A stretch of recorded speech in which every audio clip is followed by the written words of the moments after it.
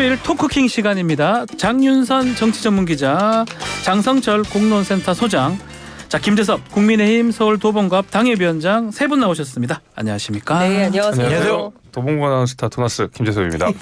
크게 하셔도 됩니다. 도나스 김재소입니다. 네. 도나스를 사랑하는 남자 장성철입니다. 네, 저 장성철을 사랑하는 남자 도나스입니다. 자기들끼리 뭐야.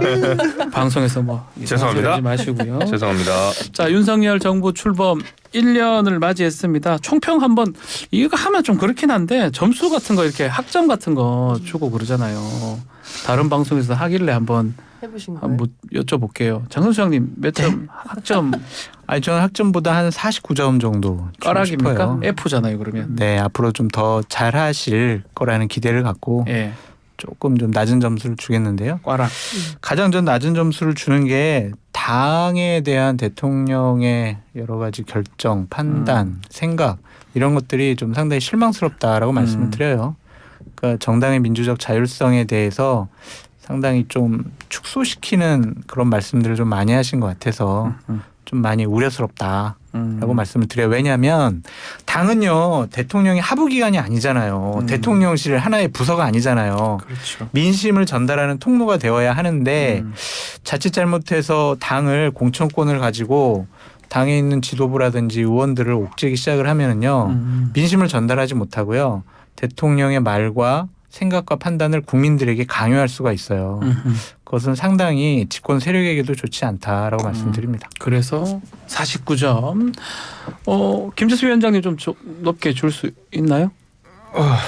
저는 그 당의 여당 소속. 여당 소속이니까. 여당 소속인데 49점을 드릴 수는 없고요. 예. 네, 저는 그래도 다 B는 드려야 되지 않나. B는 준다. 80점대. 네, 예. B는 드려야 되지 않나.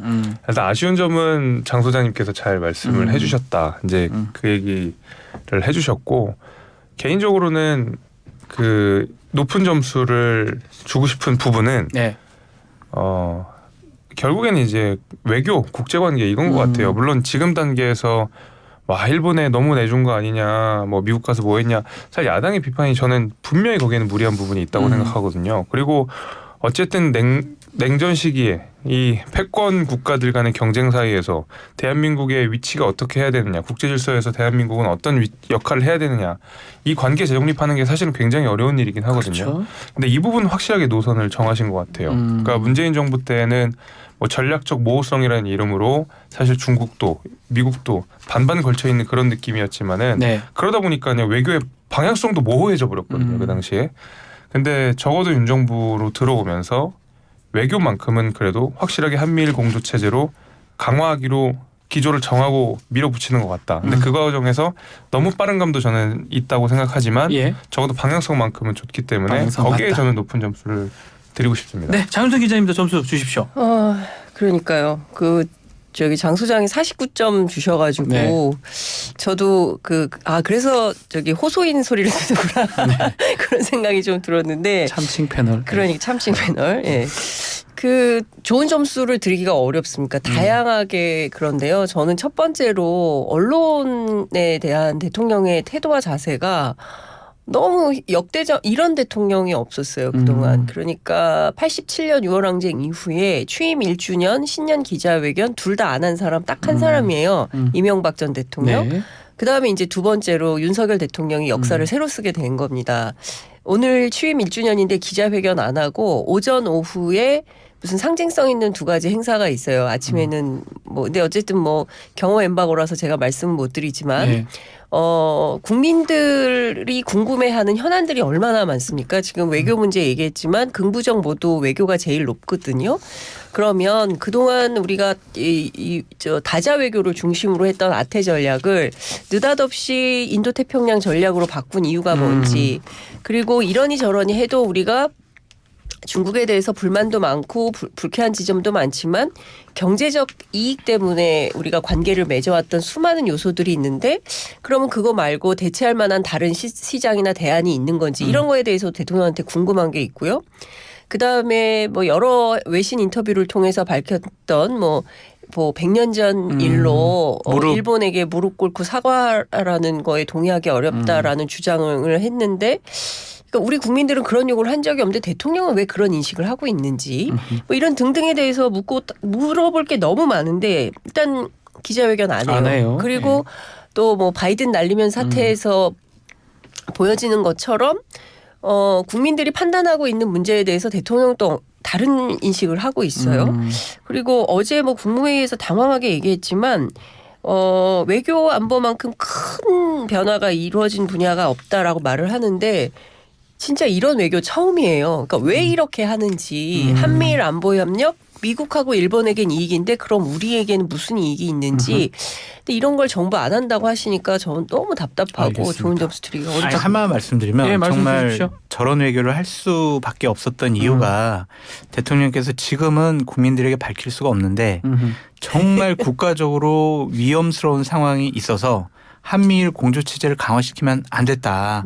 그래서 나중에 국민들이 그 사실이 나중에라도? 밝혀지면 예. 아 그래서 그랬구나. 아 그럼 이해한다라는 반전이 있었으면 좋겠습니다. 근데 저는 바람인 거죠. 네. 아니 근데 저는 장수님이 어제 뭐 심야의 방송에서 저 똑같은 얘기를 하셔가지고 제가 막 밤새 고민해봤어요. 아침까지 무슨 일일까.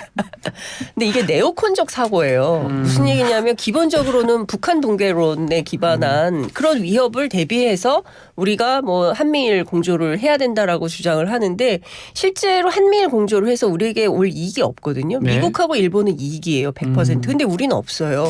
그리고 자꾸 그 일본과의 협력을 굉장히 강조를 많이 하는데 잘 따지고 복기를 해보면요. 2018년 대법원 그 강제징용 배상 판결 이후에 일본이 먼저 끊었어요. 화이트리스트 배제하고. 그다음에 네. 우리도 대응을 하는 과정에서 관계가 안 좋아졌던 거거든요. 근데 사실은 과거의 발목을 잡고 미래로 못 나가는 건 일본이지 일본인데. 한국이 아니란 말이에요. 알겠습니다. 근데 이걸 자꾸 오독하고 있는 차원이 있기 때문에 좀 뭔가 교정이 필요하다 이런 생각이 자, 듭니다. 그렇다면 1년 동안 가장 기억에 남는 장면 어떤 게 있는지 장 소장님부터요. 저는 윤석열 대통령과 권성동 당시 원내대표 사이에 주고받았던 체리따봉. 체리따봉하고 그 내부 총질 관련된 거예요. 왜냐하면 그게 되게 초창기에 있었잖아요. 맞아요. 그럼 이게 앞으로 대통령께서 본인에게 다른 말을 하는 사람들, 본인의 생각과 판단과 다른 얘기하는 사람들, 뭐 예를 들면 쓴소리하거나 아니면은 뭐 욕이라도 할 수가 있겠죠.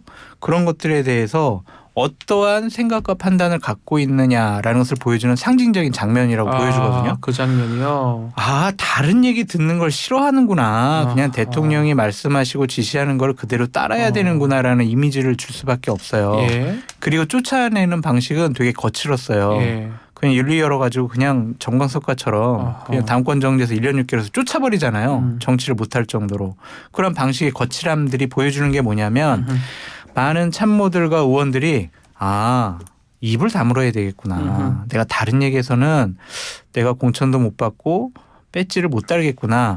되게 사람들을 수동화시켜요. 그러면은 대통령이 신이 아니잖아요. 예. 대통령이 지시하고 판단하는 게 모든 게 옳을 수 없잖아요. 정말 건전한 이런 토론을 갖고 보다 좋은 방안을 마련해야 되는데 그러한 분위기가 시스템이 사라질 것 같아요. 그래서 저는 이 부분이 가장 좀 기억에 남고 체리따봉. 네, 안 좋은 방향이었다. 그러니까 자, 김재섭 위원장님부터 얘기 먼저 들어보겠습니다. 저는 최근에 있었던 뭐 1년 동안 이제 기억이 다 더듬어지지가 않아가지고 네. 그 최근에 있었던 이른바 화이트하우스 가라오케라고 불리는 거기서 노래하고 네. 예. 아니, 실제로 외신에서는 외신에서는 화이트하우스 가라오케라는 표현을 쓰더라고요. 예. 근데 그 적어도 그 장면에 있어서 가장 냉혹한 평가를 내린 건 우리 언론이었던 것 같아요. 그다음에 특히 야당이었던 것 같고요. 야당에서 예. 왜냐하면 그게 이제 뭐 단순히 노래를 불렀다 만찬장에서 대통령이 뭐 술 한 잔 곁들이면서 노래를 불렀다 이렇게 해서 폄하할 일은 아닌 것인 게 그 이번에 어떤 미국 정상과의 만남에서 얻어온 어떤 해구산의 결과를 가지고는 전 논박이 있을 수 있다고 생각해요. 야당 쪽에서는 실질적으로 하나도 나아진 것이 없다고 생각하지만 전 그렇진 않다고 생각하거든요. 예. 왜냐하면 실제로 핵잠수함이 배치됐고 미국과 우리나라가 1대1 개인 구자를 틀었다. 그거는 굉장히 의미가 있는 일이에요. 1대1로. 네, 그렇게 폄하할 일이 절대로 아닌데 그 가운데서 저는 이제 기시다가 굉장히 한국에 이례적으로 빨리 방문을 했잖아요. 근데 저는 거기에서 그 기시다가 한국에 조급하게 왔었던 이유를 하나 따져본다 그러면 아마 그 장면을 봤기 때문에 그럴 거예요. 화이트 하우스에서 그 예. 공연이라 해 노래 부르고 막 노래 그런 부르는 모습. 거. 그러니까 네. 그게 왜 제가 말씀을 드리냐면 항상 그런 그 미국 정상, 미국 네. 대통령과 친근한 모습을 보이는 거는 아시아에서 유일하게 일본의 역할이었거든요. 그 전까지 같이 부시랑 뭐 네. 고이즈미랑 카트 타고, 골프. 예, 네. 오바마랑 뭐 누구랑 그 말하자면 뭐 이렇게 네. 뭐 어깨 동무하고 예. 이런 장면들은 원래 대한민국이나 다른 나라들이 했던 역할이 아니라 기시다가 했던 역할이었는데 기시다가 보기에는 대한민국 대통령이 미국 정상이랑 만나서 1대1로 개인 구자를 틀고 그 다음에 같이 어깨 동무를 하고 노래를 부르고 이건 내 역할이었는데라는 생각이 분명히 들었을 거거든요. 아마 그런 의미에서 동아시아 국가 내에서 미국과의 관계에 있어서 패권을 장악했던 일본의 조급함을 유발했던 것은 저는 분명히 있을 거라고 생각합니다. 아마 그래서 왔을 저는- 것이다. 좀 빨리. 저는 무조건 그거라고 보고 저는 그래서 제가 앞서 말씀드린 대로 윤석열 정부에서 제가 가장 좋게 평가하고 제 가치관이랑도 맞는 방향이 바로 이 미국과의 관계, 일본과의 관계에 예. 있는데 거기서 굉장히 선제적이고 의미 있는 그 장면이 바로 화이트하우스 가로케여가지고 저는 그 장면을 뽑아왔어요. 기억난다. 장윤선 기자님은 어떤 장면입니까? 그 전에 몇 예. 가지 좀 설명을 좀 드리고 네. 싶은데요. 어쨌든 나토식 핵공유가 아니다. 우리는 그 말씀하신 대로 한국과 미국이 두 나라 간 양자 간에 맺은 워싱턴 선언이다. 그래서 의미가 있다라고 강조를 했는데 대통령이 지난 그 기시다하고의 기자회견에서 일본 참여를 배제하지 않는다. 하시라도 참여할 수 있다. 그래서 그 얘기를 했어요. 다자의 틀을 열었어요. 네. 그렇기 때문에 정부의 평가가 대통령의 말로 또 뒤집어지는 이런 상황이 된 거예요. 그러니까 이거는 뭔지.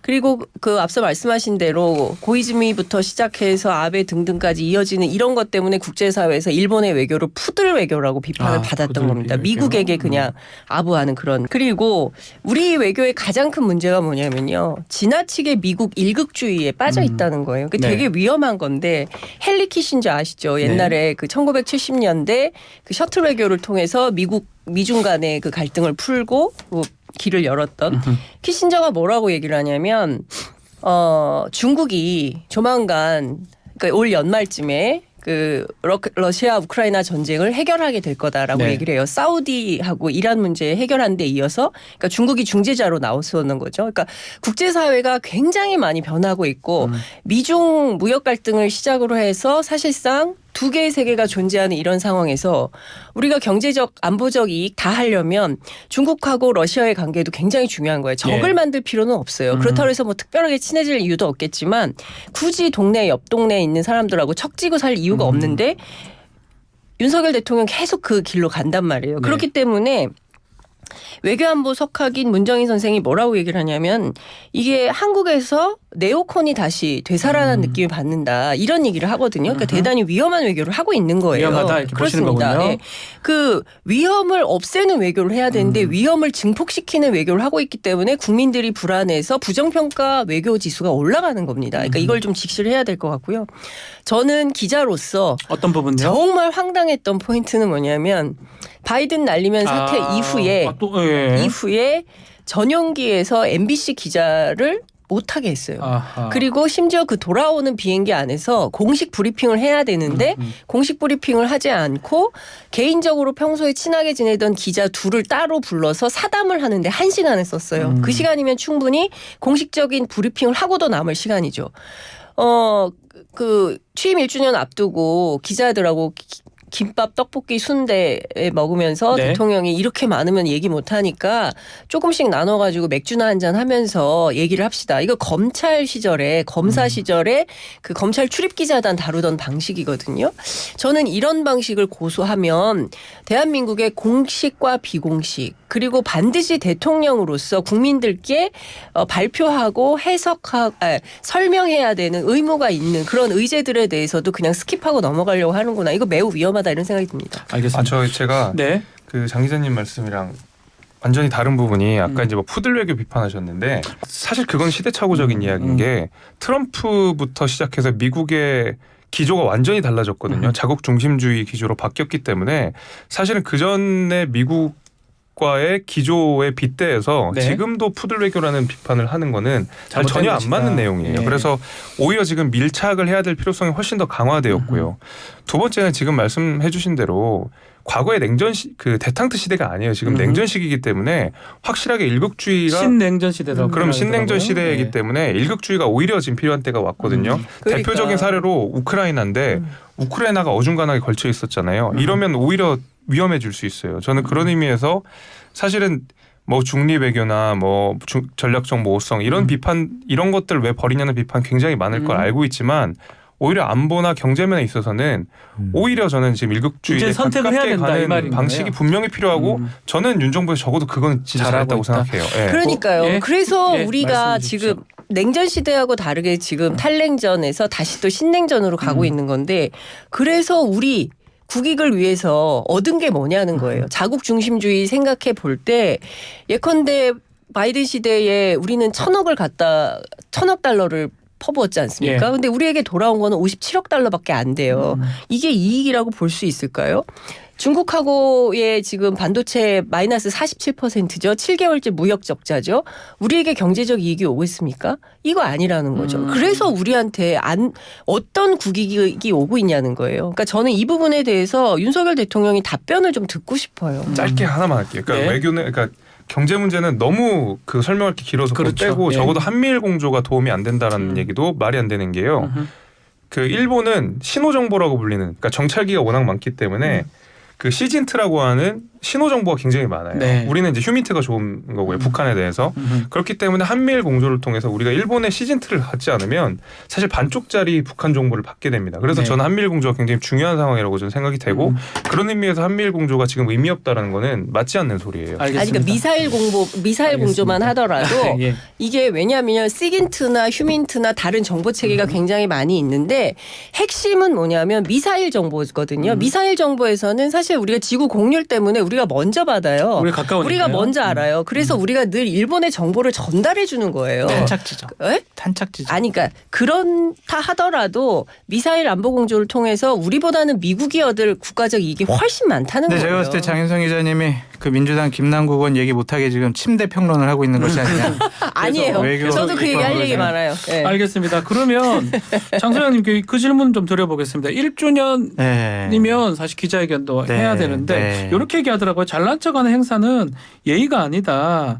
그래서 뭐 유튜브 영상 올리고 책자 배포하고 또 국무회의 성과 발표하고 이 부분은 했어요. 자화자찬 다. 네, 좀 어떻게- 안타까워요. 아 이것도 안타까운 취임 겁니까? 1주년 기자회견 하셨으면 얼마나 좋았을까. 차라리 했으면 좋겠다. 네, 외교적인 성과도 많다고 얘기를 하시고 네. 경제적인 문제에 대해서도 여러 가지 기자들이 묻고 싶은 게 많았을 텐데 안 한 것은 혹시 불편해서 그러신 거 아닌가? 막 그런 생각이 좀 들어서 하셨으면 좋겠어요. 그래서 뭐 취임 1주년이라는 거 얽매이지 마시고 날짜에 얽매이지 예. 마시고 빠른 시일 안에 한번 좀 기자회견 하셔서 본인의 국정에 대한 이해도와 현안 그다음 비전 이런 것들을 국민들 앞에 말씀해 주셨으면 좋겠다라고 생각됩니다. 소통 대통령 하면서 용산 시대를 열었잖아요. 도어 스태핑도 한참 했었었고요. 자, 근데 지금은 중단된 지는 오래됐고 소통이 지금 잘 되고 있다고 봐야 됩니까, 김재수 위원장님? 아니요, 뭐 냉정하게 잘 안 되고 있다고 보는 아, 거겠죠. 그렇게 보십니까? 예. 그 말씀 주신 대로 용산으로 간 것의 가장 큰 이유는 소통이라는 면이었고 네. 그 가운데서 초반에 많은 갈채를 받았던 것이 바로 도어 스태핑이었기 때문에 그것이 사라진 이상 그 다른 방법으로서라도 대통령과 국민이 최대한 많이 만나는 그러니까 국민들과 직접 만나지 못해도 국민을 대표하는 그다음에 대신 질문해주는 기자들과의 만남은 더 많아야 된다고 생각이 되고 홍보 면에서도 저도 좀 비판을 하고 싶은 지점이 홍보예요. 예, 이제 1주년 기념으로 대통령이 쇼하는 거 싫다. 분명히 기조를 정하시고 대통령실에서도 그렇게 나가고 하지만 네. 1주년은 그런 게 또 필요한 때라고 봐요. 약간 쇼해도 된다 이 말씀인가요? 네, 아니 네. 필요하다고 아, 봐요. 필요하다. 오히려. 왜냐하면 예. 계속 제가 이제 외교 얘기를 하지만 처음에 계속 뭐 민주당에서 비판하는 내용도 쭉 보니까 이번에 뭐 정말 얻은 게 없나 하고 내용을 살펴보면 실제로 그렇지 않았거든요. 있는데 홍보가 안 됐다 이 말씀이네요. 저조차도 여당 소속이 저조차도 꼼꼼히 찾지 않으면 도대체 미국 가서 어떤 결과물을 얻어왔는지를 잘 모르는 상황이면 네. 대부분 우리 국민들이 체감하기는 어려울 거거든요. 그러면은 야당에게 주도권을 내어주는 것이고요. 저는 그런 의미에서 필요한 홍보는 적극적으로 해야 되는데 오히려 이번 외교, 그러니까 방미 외교의 가장 큰 실패라고 하면 오히려 저는 홍보라고 생각하거든요. 아, 홍보를 잘 근데 못했다. 그 연장선상에서 예. 1주년이라고 한다 그러면 했었어야 그간에서 잘했던 되는데. 것들 그러면서 비판을 많이 받았지만 우리가 하고자 했었던 일들을 설명을 좀 적극적으로 해주셨으면 좋았을 건데 그런 얘기들이 좀 없어 좀 아쉽습니다. 자, 홍보 부분. 홍보 네. 부분. 그러니까 저는 뭐 앞서 뭐 기자회견 말씀은 다 드렸는데요. 네. 도스태핑은 할 것 같아요. 조만간 다시 재개를 할 것 재개할 같아요. 것이다. 예, 왜냐하면 어제 제가 대통령실 출입 기자 취재를 해보니까 아. 뭐라 그러냐면 오늘 행사 중에 그동안 그 슬리퍼 기자 사건 때문에 네. 그 출입구에 가벽을 설치했잖아요. 그렇죠. 그래서 아예 단절이 됐었는데 거기를 로비를 좀 예쁘게 만들었나 봐요. 새롭게. 그래서 약간 다녀와 본 기자에 따르면 영빈관, 청와대 영빈관 느낌도 나고 그렇게 잘 꾸며놨대요. 그래서 거기를 오늘 공개하는 약간 오픈하우스 개념처럼 그런 걸 기자들 상대로 오전반, 오후반 나눠서 두 차례로 공개를 하게 되는데 거기에서 뭔가 약식 회견 비슷한 걸 하게 될 것 같다. 네. 어제 대통령실 관계자도 기자들하고의 정례 브리핑에서 이제 그 비슷한 맥락의 얘기를 좀 다른 방식의 소통 방식을 계속 고민해 보겠다라고 얘기를 해서 그거는 좀 새롭게 좀 정돈돼서 진행될 것 같다라는 네. 얘기를 좀 드릴 수 있고요. 이 소통과 관련해서 저는 대통령의 인식에 좀 심각한 문제가 있다라고 생각을 하는데요. 아, 인식이에요. 예, 왜냐하면 기자들한테 이렇게 얘기를 합니다. 그냥 뭐 맥주나 한잔 하면서 이렇게 좀 소규모로 해서 해야 내가 김치찌개라도 좀 끓여드리고 하지 이렇게 사람이 많아가지고 내가 어떻게 그런 걸 다 하냐. 사람이 많으면 얘기가 안 된다. 이제 이런 판단을 했어요. 그런데 우리가 어떤 그 수사 정보를 나누는 게 아니거든요. 그러니까 앞서도 말씀드렸지만 국민들께 보고해야 되는 이슈들이 있습니다. 특히 후쿠시마 수산물 문제 같은 경우 굉장히 예민한데 네. 왜 저렇게 결정했지? 국민들은 궁금한 거예요. 국민들이 궁금해하는 것을 질문하고 답변을 들을 수 있는 공식적인 기회가 필요한 겁니다. 그런데 그거를 김치찌개나 먹고 무슨 맥주나 한 잔 마시는 방식에 그런 거에 아무도 상관이 없고 관심도 없어요. 네. 기자들 뭐 김치찌개 못 먹고 맥주 못 마십니까? 다 먹어요. 대통령이 끓여주는 거 무슨 뭐 맛있는지 맛이 모르겠지만 있다고 그거는 하니까요. 별건이 네. 그게 부수적인 계란말이. 얘기가 하여튼 달라질 수 있습니다. 아니 그러니까 메뉴와 상관없이 그것은 그게 중요합니까 지금? 기자들이 뭐 맥주 마시고 김치찌개 먹고 이게 중요한 게 아니잖아요. 지금 중심이 뭔지 지금 대한민국 국정이 도대체 어떻게 흘러가는지에 대해서 그 컨텐츠와 관련해서 국민 보고를 해야죠. 근데 그런 걸 안 해야 하고 있으니까 되는데, 예. 오히려 뭐 대통령 가짜뉴스 위험하다고 하는데요. 대통령의 이런 소통 방식이 가짜뉴스를 키우는 겁니다. 의혹을 증폭시키고요. 알겠습니다. 자, 그렇다면 세 분께 공의 질문 좀 드려보겠습니다. 이제 2년차 접어들었는데 2년차는 어떻게 좀 국정을 끌어가야 될지 뭐 말씀 좀 주십시오. 얘기하자면 긴데 그냥 네. 딱 한 가지만 당부 눈에 띄는 부분부터. 드리면 예. 그 국민의힘의 관심을 조금 덜 하셨으면 아, 좋겠어요. 당의 관심을 좀 줄여달라. 공천에 아하. 이렇게 많은 관심을 기울이지 않으셨으면 예. 좋겠어요. 예. 내년도 총선 때까지 아마 뭐 국민의힘과 정치권은 공천 때문에 네. 상당히 민감해 있을 거거든요. 근데 이제 대통령께서 아니면 대통령실이 공천에 개입하려 하거나 아니면 좌지우지하거나 아니면 본인들이 원하는 사람을 공천 주기 위해서 네. 다른 방식의 일들이 벌어지거나 그러면 여건이 되게 혼란스러울 것 같아요. 그래서 전 되게 위험도가 높은 아이템이 공천 문제라고 생각이 들거든요. 네. 공천 관심 뚝, 경제 민생 올인 이렇게 부탁드립니다. 아유, 확실합니다. 김재수 위원장님은 역시 정치권에 계셔가지고 구호가 2년차 국정 운영 어떤 측면 우리가 좀 눈여겨봐야 될까요? 뭘 아까 뭐 제가 외교문 예. 관련해서는 제가 높은 점수를 드렸습니다만은 당내 어떤 역학관계에 있어서는 저도 좀 비판적인 점이 분명히 있습니다. 비슷한 얘기네요. 예. 예. 그러니까 장 소장님이 오히려 저희 정신정당에서 크게 활약을 하셨기 때문에 더 잘 아시겠지만 새누리당 뭐 새누리당 한나라당부터 한나라당. 시작해서 신한국당. 예, 그때부터 당직자 오래 하셨죠. 오래 네. 하셨기 때문에 잘 아시겠지만 우리 당이 가장 못났을 때는 한쪽이 한쪽을 절멸시키려고 했을 때 맞아요. 예, 그때가 맞아요. 가장 당이 못나고 망가지고 망하고 그랬을 이른바 때였고요. 친이 친박 싸움 말씀하시는 그때부터 시작해서 거죠? 예. 과거에 항상 그랬죠. 근데 네. 반면에 당이 가장 건강하고 힘이 좋았을 때는 그 소수의 목소리들이 어쨌든 우리 안에서 승화되고 토론되고 했을 때가 가장 힘이 좋았거든요. 네. 과거에 우리가 뭐 남원정부터 시작해서 소장파부터 시작해서 그 당내 의견들을 조율하는 과정 자체가 당내 다이내믹스를 굉장히 강력하게 만들었고 그게 또 국민들이 보수 정당을 지지하게 되는 원동력이었기 때문에 네. 저는 이제 당내에서 그런 게 많이 사라진 건 사실이라고 봐요. 제가 체감하기도 예. 하고 그래서 그런 당내의 다른 목소리들을 그렇지만 이게 완전히 예를 들면 민주당이랑 똑같은 메시지를 내는 것까지 우리가 용납할 수는 없지만 그렇죠. 적어도 우리가 포용할 수 있는 범위 내에서는 그 다양한 목소리들이 당내에서 융화되게끔 맞아요. 그리고 그것이 대통령실에서 관심이 좀 멀어졌으면 더 좋겠다. 두 분 다 비슷하네요. 그 생각입니다. 장윤선 기자님 그러니까 정리 좀 해주십시오. 두 분께서 이제 네. 여당 안에서 여당과 대통령실 간의 관계 말씀하셨는데요. 저는 그 확장을 좀 야당까지 해서 야당까지. 핵심은 정치의 복원이다. 그러니까 지금 정치가 아니라 통치를 하고 있고 군림하는 모습을 보여주고 있거든요. 그러니까 대통령은 그냥 어느 날 뭐 임명받은 자리가 아니라 네. 국민들로부터 권력을 위임받아서 권한을 행사하는 중이거든요. 네. 그것도 임기가 정해져 있어요. 이제 한 3년 반 정도 남으신 겁니다. 그죠? 아니다. 4년 남았네. 4년. 죄송해요. 네, 4년 네, 죄송해요. 6개월 줄였어요. 네. 하여튼 그래서 지금 자유를 굉장히 강조하는데 저는 민주주의를 그러니까 민주주의를 좀 복원했으면 좋겠다. 아. 제가 어제 깜짝 놀랐는데요. 새로운 국정기조에 맞추지 않고 애매한 스탠스를 취하면 과감히 인사조치를 하라고 공직자들에 대해서 탈원전 대표적으로 탈원전, 네. 이념적인 환경정책 이런데 독일은 어떡합니까? 네. 그러니까 저는 이런 방식, 그러니까 내 생각이 아니면 다 나가. 내 생각이 아니면 내 생각에 코드 맞추지 않을 거면 니네 다 자르겠어. 이런 방식의 태도로는 정치의 복원이 안 되고 민주주의와 소통이 안 되는 겁니다.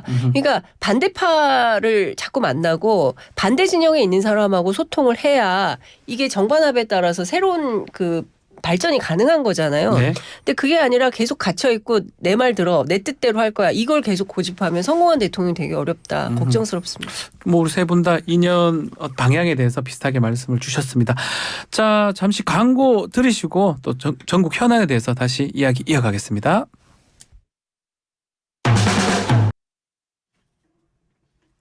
네.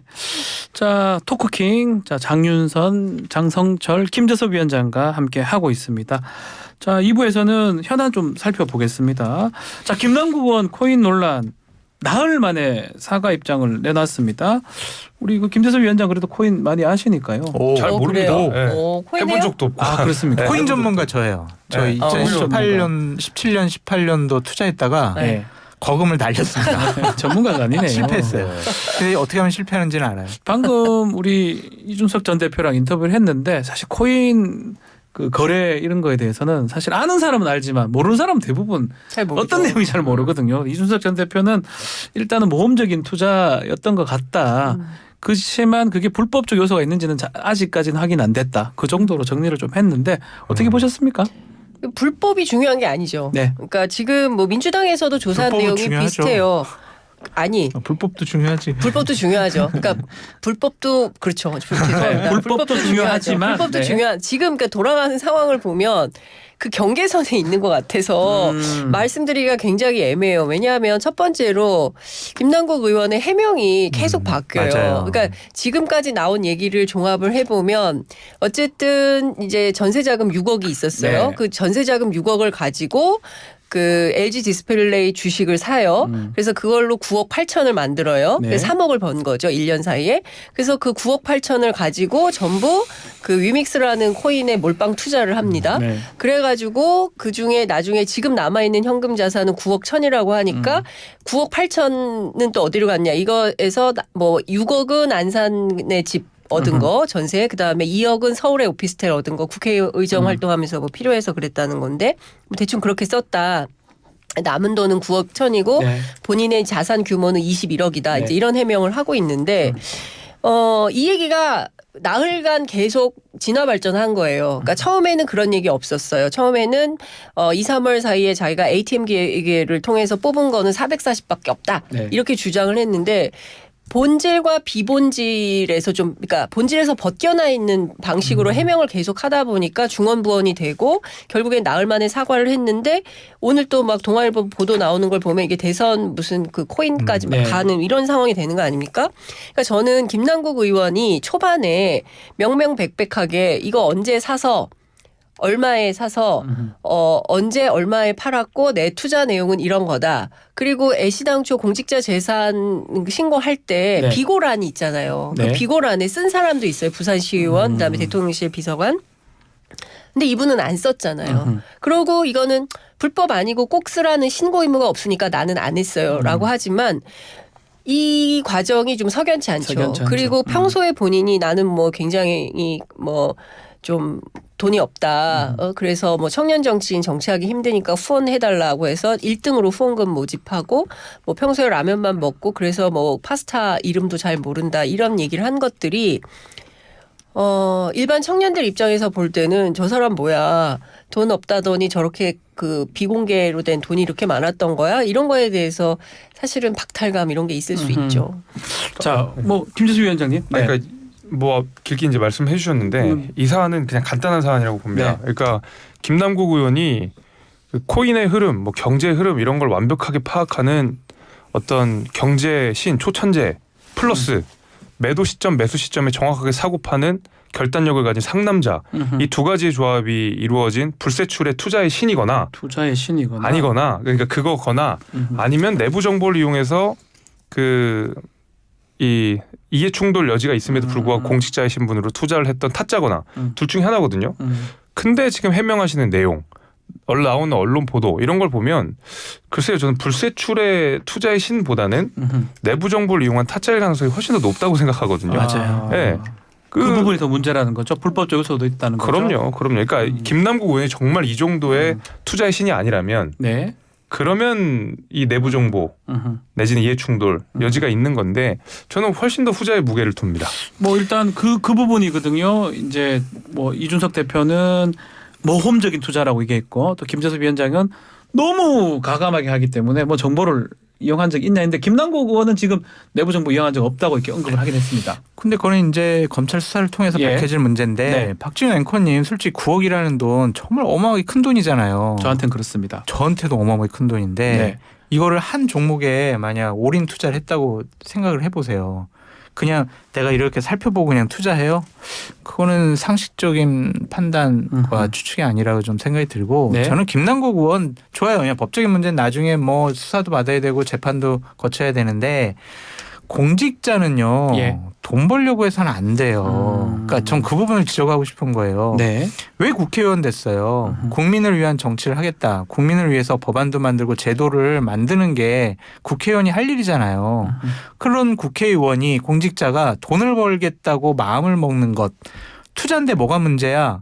그러면은 도덕적으로 윤리적으로 도의적으로 양심이 없는 사람이에요.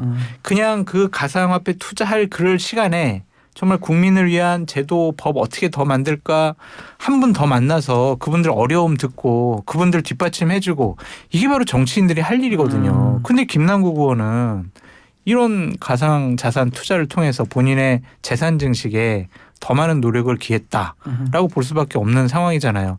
주식 투자 몇 종목에 몇백만 원 투자해도 우리가 자주 막 이거 확인하잖아요. 네. 그럼 9억이라는 돈을 넣어놨으면 정말 얼마나 자주 받겠냐고요. 신경이 거의 가 있었을 거란 말이에요. 그러니까 저는 그러한 태도와 자세, 해명들이 문제인 것 같다. 그래서 제발 부탁드리는데 부탁드리는 거. 예. 돈 벌려면은 국회의원 하지 마세요. 정말 김재서 위원장님 내년에 배지 다르셔도 돈은 초연하시고 도봉구민, 국민을 위한 정치를 좀 해주세요. 제발 네. 부탁드립니다. 일단 들어가고 나서 생각해도 늦지 않다. 네. 아니 근데 공천 받고 어제 당선돼야겠죠? 이제 제가 어제 그 이 코인 관련해서 오늘 보도에도 나왔는데 그 P2E 코인이라고 이게 돈 버는 게임이라고 하는데 이게 저도 잘 그 코인은 잘 모릅니다만 그러니까 게임 할 때 무슨 아이템 뭐 총, 칼 뭐 이런 거 있잖아요. 네. 이제 그런 거를 그 거기에 투자를 하는 그런 코인인 거예요. 그래서 당시에 대선 전에 관련해서 이 업체들이 엄청나게 로비를 많이 했다는 거예요. 이거를 해달라. 그런데 민주당 의원들은 사행성이 있기 때문에 이거 안 된다라고 비판을 하고 금지를 했었는데 당시에 요 관련돼서 법안이 필요하다는 취지의 그 토론회를 열었다는 겁니다. 여야 의원들 공이 그 자리에 이제 김남국 의원이 포함됐다는 거예요. 그러니까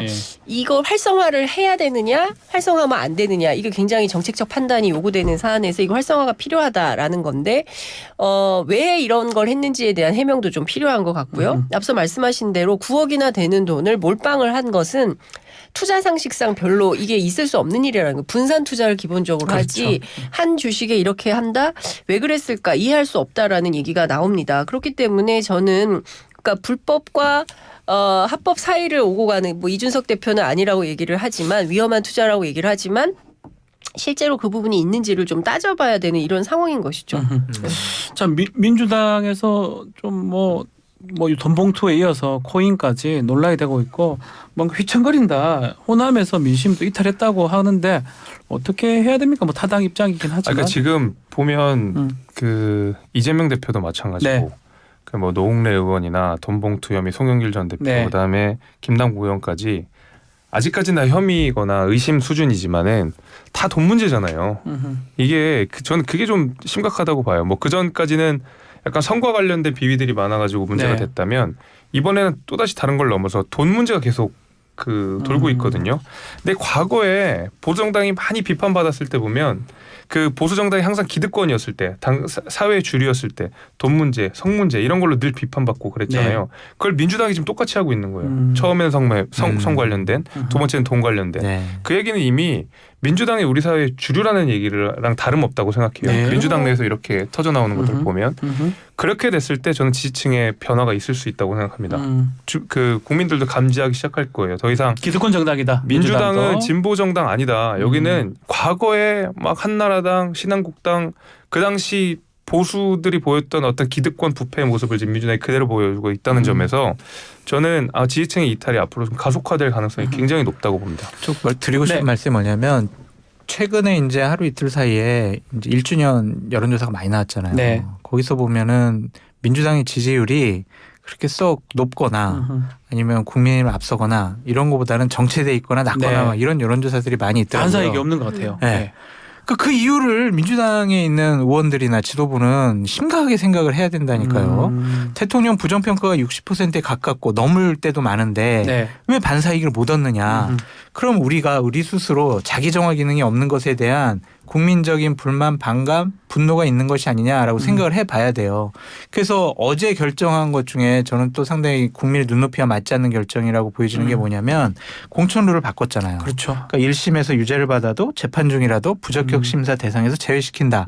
결국엔 이건 뭐예요? 이재명 당대표 또는 기소당하고 1심 판결을 받는 그런 의원들 기득권을 유지해 주겠다는 거거든요. 맞지가 않죠, 이거는. 맞지 않다. 네. 그러니까 이러한 자신들만을 위한 그러한 룰과 울타리를 통해서 자신들의 기득권을 지켜나가겠다라는 모습은 국민적인 비판의 대상이지 지지의 대상은 아니다. 그래서 정말 뼈저리게 깨달으세요, 제발. 자 지금 이재명 지도부 어제부터 TK 지금 방문하고 네. 있거든요. 홍준표 시장 오늘 만난다고 하고요. 네. 문재인 전 대통령도 만난다고 하는데 어떤 의미로 우리가 봐야 됩니까? 지금 그러니까 상황에서. 뭐 이게 원래 하던 경청 투어의 일환으로 이제 TK 지역을 방문을 하는 건데 그 저는 이제 뭐 그쪽 지지율을 끌어올리려고 하는 거겠죠. 그러니까 기본적으로 이재명 대표가 경북 출신이기도 하고 안동이죠. 예. 경북 그러니까 안동. 뭐 그 지역에서 여론을 좀 만들어 보려고 하는 뭐 이제 여러 가지 지역을 도는 순환의 하나의 일정이라고 생각을 하는데 저는 이제 앞서 장 소장 말씀하신 대로 민주당 내부의 경각심이 필요한 상황이고 또 일각에서는 저 김재섭 위원장 말한 대로 나사 빠진 지 오래됐다. 그래서 앞으로 더 무슨 일이 더 터질지 모른다. 네. 그래서 당에서는 그런 얘기를 합니다. 빠질 사람 다 빠지고 문제될 사람들 다 빼고 남은 사람들이 새롭게 해서 당을 추스려서 가야 된다라고 예. 얘기를 합니다. 그래서 아마도 이번 주말에 있을 의총장이 굉장히 중요한 자리다. 뜨거울 것 아주 같아요. 뜨거울 것이다. 뜨거울 것 같고 이 자리에서 도대체 뭐냐. 핵심적으로는 송영길 대표 전 대표의 돈봉투 사건 그다음에 김남국 의원 사건 이런 것들을 중심으로 해서 결국에 다뤄야 될 것은 총선에서 그래서 우리가 국민들한테 뭘 보여줄 거냐, 혁신적 대안이 뭐냐, 당 지도부, 그러니까 김남국 의원 사태에 대해서도 당 지도부에 대한 불만이 엄청나게 많았습니다. 그 일반 현역 의원들, 특히 이제 초선도 그렇고 중진도 그렇고 재선 의원들도 그랬는데요. 뭐라고 얘기를 하냐면 이 사태의 심각성, 국민적 눈높이에 맞추지 못하고 있다. 당 지도부의 결정이.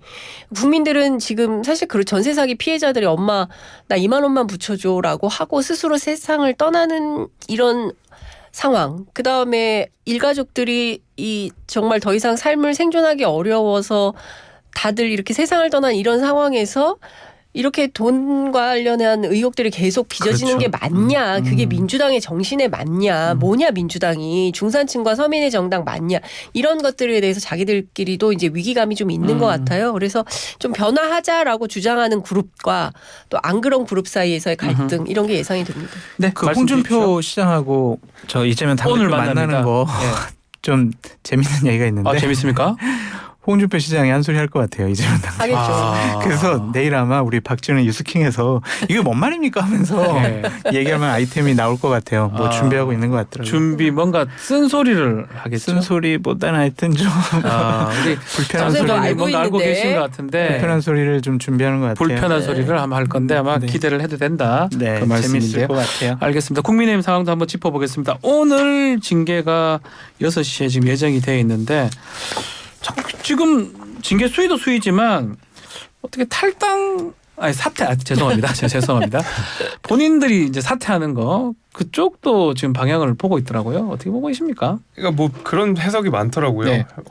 원래 징계가 나올 거다 그날 그제였죠. 그제 저녁에 징계가 그날 나올 거다 했는데 미뤄져가지고 아마도 좀 퇴로를 열어주는 게 아닌가, 사퇴할 수 있는 기회를 마지막으로 보여주는 게 아닌가, 뭐 이런 해석들도 좀 있는 것 같아요. 그래서 실제로 김재원 최고나 태영호 최고가 시간을 벌은 것도 사실이고 네. 그간에 이제 고민을 하고 있는 모양이긴 한데 김재원 최고나 태영호 최고는 안 물러나겠다는 게 기조 아니겠습니까? 김전 최고는 확실히 안 나간다는 네, 얘기가 뭐 태영호 있어요. 최고도 네. 약간 애매하게 이야기를 했지만 어쨌든 나는 안 물러난다가 물러나겠다. 예. 기조였기 때문에 그렇게 된 이상 오늘 내로 뭐 사퇴 내지는 뭐 이런 의사 표명이 없으면 징계가 나오겠죠. 음흠. 근데 그 징계라고 하는 것이 윤리위원회가 국민의힘 내부에 있는 사법부잖아요. 네. 그 사법부는 가장 중요한 게 어쨌든 일관성이라는 거잖아요. 누가 어떤 상황이든 똑같은 내용에 대해서는 똑같은 징계가 나온다라는 게 확보가 돼야 되기 때문에 그러면 당연히 그 전례를 찾을 수밖에 없을 거고 음흠. 그 전례는 이준석 전 대표 이준석 전 대표 똑같잖아요. 당원권 정지 네. 1년. 네. 말로 인한 음. 뭐 설화, 음흠. 말 그대로 설화, 그 이후에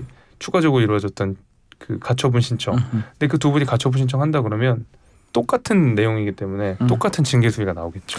어떻습니까? 어젯밤 11시까지의 양쪽의 입장은 이렇습니다. 김재원 최고는 절대로 사퇴 안 한다.